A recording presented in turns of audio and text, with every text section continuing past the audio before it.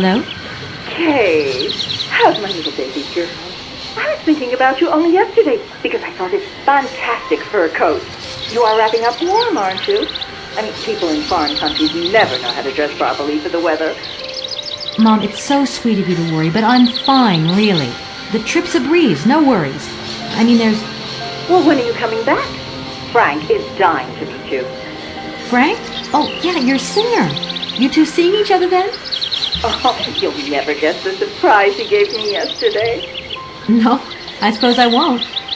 Frank invited me to a big charity show organized by, someone or another.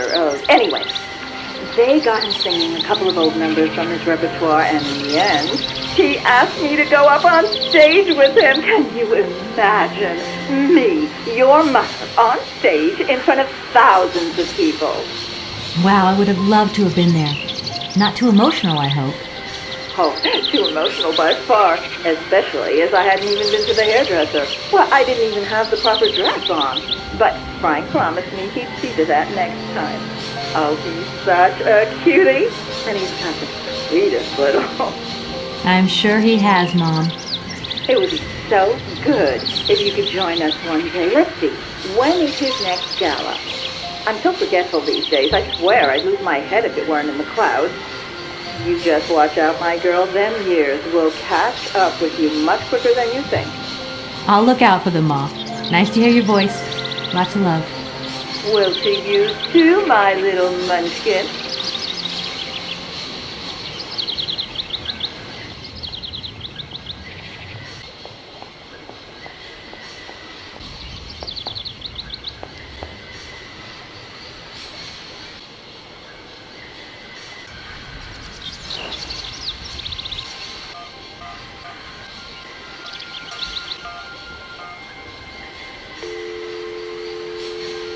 Welcome to the East Lock Control Center.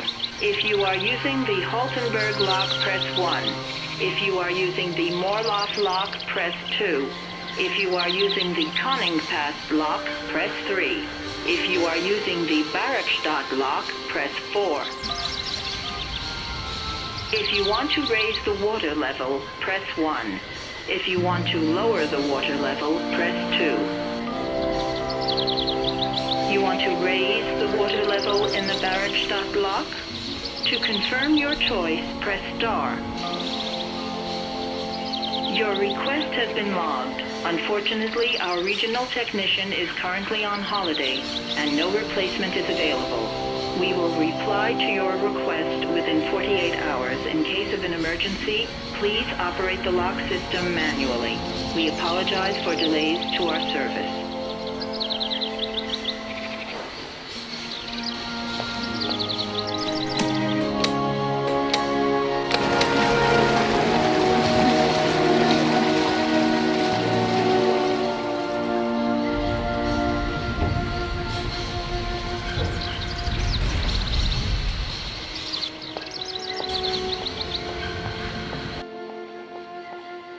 Hey there! On the boat! I know now how the locks work. So guide your boat into the lock, and I'll take care of the mechanism. Godverdomme. Das ist eine echte Ladies. Alle zwei, range alle Dingen and obligados de dame. Ach, set content und zurück again. What did your husband say? You, hurry up! We hurry to travel again. Okay. We'll meet each other on the other side. By my train, okay?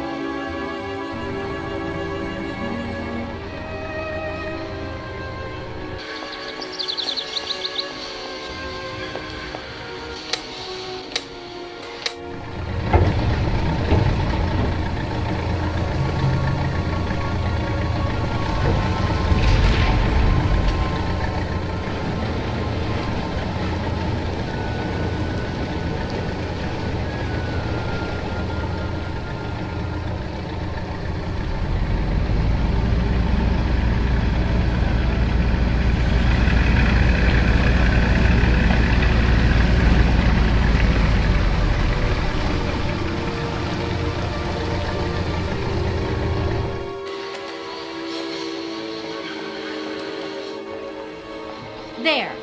Your barge is over the locks now. What do we do now to tie my train to the barge? Mademoiselle Takatak, Loka Koka Mitchen. What did your husband say? You attach chain to train and chain put train with barge. Hop, catch it up.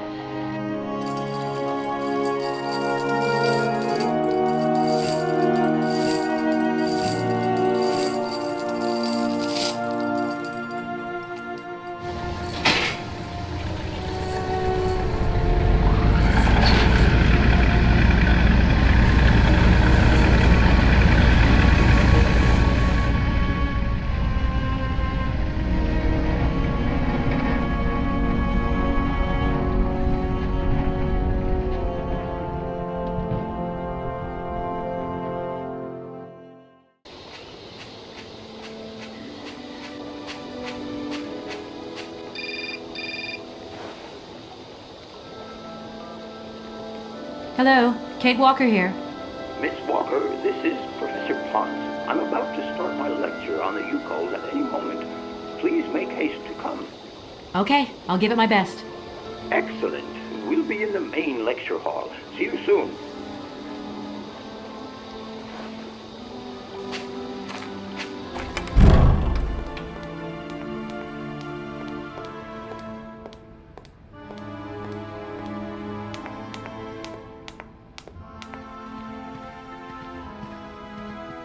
Ah, there you are, Miss Walker. Good, good. Take a seat quickly. I'm impatient to start my lesson. My young friends, a very exciting discovery, unimaginable up until only a few hours ago, has come into my hands and has finally allowed me to complete my study on the mysterious Yukol people. Lights, please. The Yukols are a people from the far north about whom very little is known. They live far away, very far away, on the frozen borders of Syberia. This distance and the climatic conditions of the region, which are unfavorable to human existence, have limited the size of the Yukol population and kept it out of reach of the scientific world. The handful of slides that follow are actually the only documentation we have in our possession. It was a Russian explorer who made these drawings and took these photographs 100 or so years ago. Today, we owe what we know about the Yukol people and their culture to him. We know that the origins of the Yukols date back to the last ice age. Curiously, evidence of their presence has been found in Western Europe, and more precisely in the prehistoric caves at the heart of the Alps. This people, it seems, undertook a long migration over centuries towards the far north of the globe. The reasons for this migration are due to the importance of the mammoth in their craft, trade, and culture. They used them for transportation and as beasts of burden.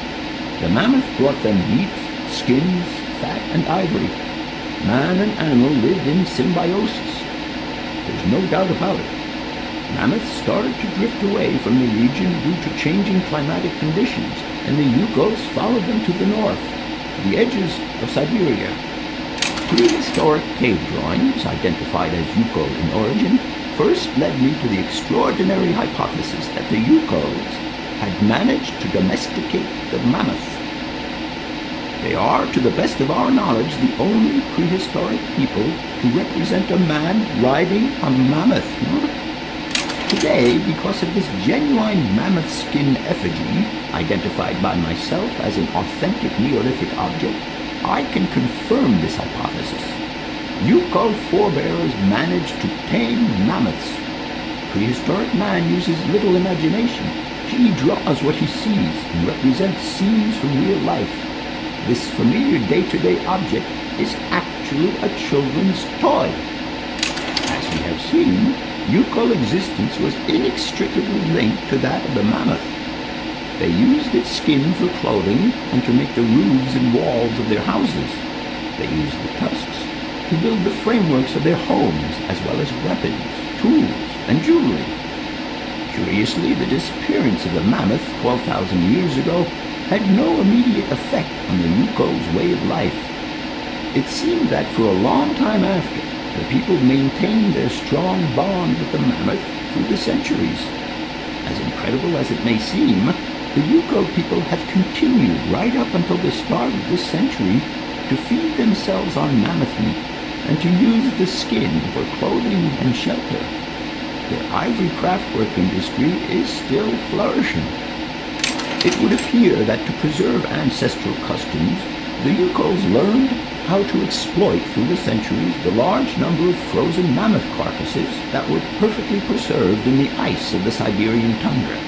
They have been able to live mainly off this enormous freezer stock for almost 30 centuries. As plausible as this explanation may seem, it seems it is not enough for the scientific community who, I will confess, is greatly perplexed by the question. In the absence of acceptable scientific evidence, we have to make do with Yukol shaman artifacts. The research department that I have the honor to represent today lends no credence to the myths and legends that these tribal charlatans peddle. We have to take their stories at face value, mere tales to while away the long Siberian winter. The legend of the Siberian ice ark is a very good example. You are invited to find out for yourselves from the pamphlet that I had passed around to you. This legend would have us believe that today, somewhere on a lost island to the north of Syberia, there are living mammoths still in existence, a sort of hangover from the Ice Age. This small herd has been miraculously preserved for more than 120 centuries by the Yukol's tender care. The island on which the pachyderms are said to live is called Syberia. My friends, I advise you to resist the temptation you may have to believe in this pish and tish. The island of Syberia is not charted on any map, and the idea that mammoths have survived to the 21st century is an idle scientist's pipe dream. The Yukols were sadly among the first victims of the colonization of continental Syberia led by the Russians in the 20th century. The Kolkhoz and Sokal systems, as well as the exploitation, disdain, and humiliation the people had to suffer, marked a definitive break in the Yukol's traditional lifestyle. And since the collapse of the communist regime, the Yukol population finds itself confronted with the same political and social upheavals that other Siberian communities are experiencing. There are two consequences to arise from this. Some Yukols have lost their tribal identity and have integrated into the Russian population. Others, however, have sought long and hard to re-establish links with their ancestral culture that was lost under the Soviet regime. Now, at the start of the 21st century, the last true surviving Yukols have gone to live on the vast territories of their ancestors. Nobody knows today where they live or how they survive. Their very existence would be a matter for speculation if they did not turn up periodically at the tundra's most isolated fur trading posts to exchange mammoth tusks for essential items. There ends my lecture for today. Thank you for being among us today, Miss Walker. Please make your way to the laboratory where you will find your mammoth doll. There are also photocopies of my lectures should you so require them.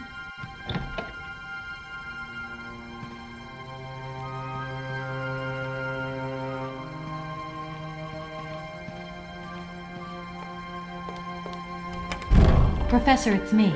I have come to pick up the mammoth doll. The doll is waiting for you there, Miss Walker. Please take good care of it. Don't worry.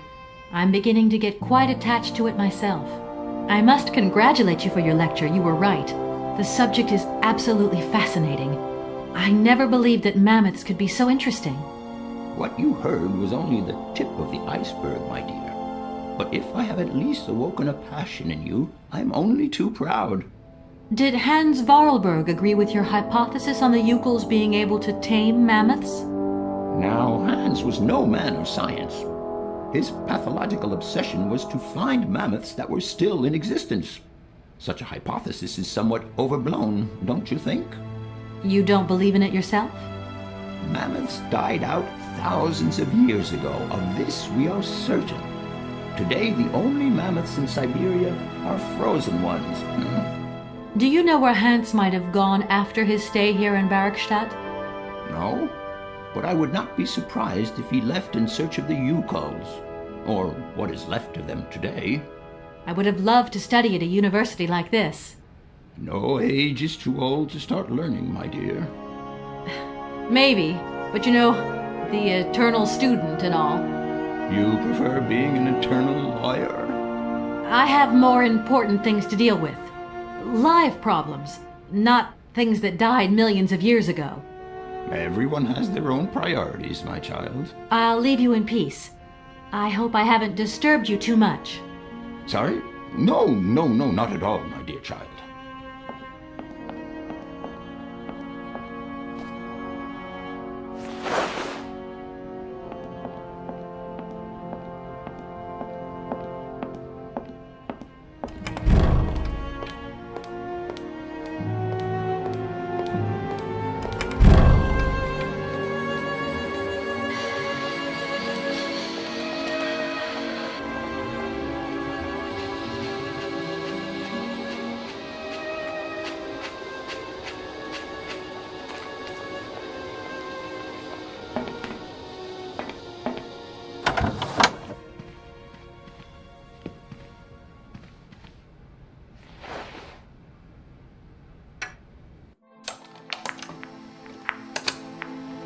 Hans, I have some very sad news.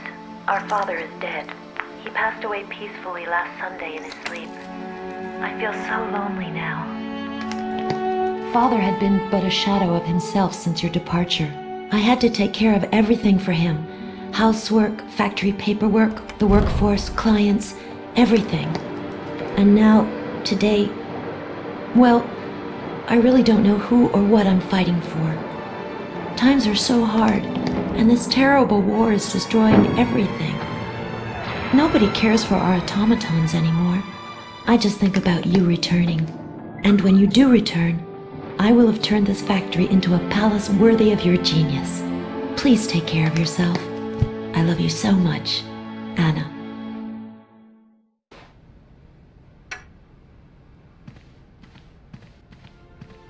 Oscar, get ready.